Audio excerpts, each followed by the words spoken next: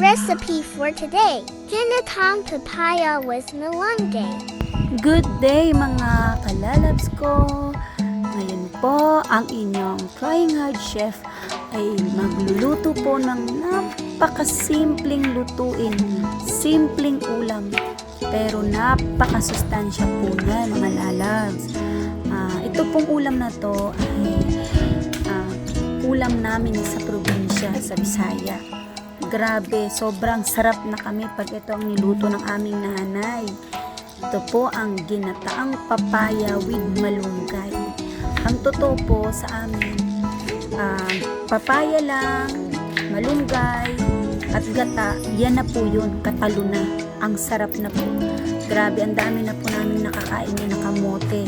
Minsan kasi kamote lang din yung aming partner. Pag swertihin, may kanin.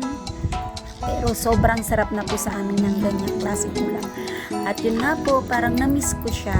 Kaya sabi ko, magluluto ako ng gatang papaya na may malunggay kasi na-miss ko na po siya. Mga ilang taong ko na hindi natitikman yung ganitong luto. Pero since dahil naman po ay nandito tayo sa syudad, medyo nag-upgrade po ang inyong Trying Hard Chef. Nilagyan ko po yan ng sardinas. Ayan. Masarap naman po siya, sumarap pa ng sobra.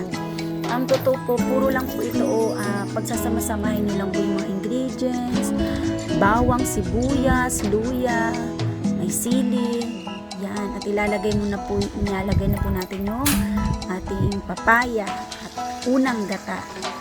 Ang totoo, purong gata po lahat ng mga binili ko, wala po ako yung pangalawang gata, unang gata, kasi sa probinsya lang po yun.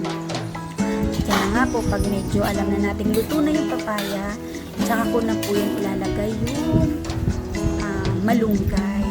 At yan, timplahan ko na po yan. Ilalagay ko na po yung huling gata. Tsaka ko na po siya lalagyan ng asin, paminta, konting pampalasa, at ayan, tsan! Sarap niyan, mga kalalab. Sobra. Talagang sulit din po yung aking pagluluto na yan. Kahit na busy ay talagang sabi ko gagawan ko to ng video kasi yan, sobrang sarap. Ayan na po yung finished product natin. At yun nga po, nagdagdag lang din ako ng pritong isda.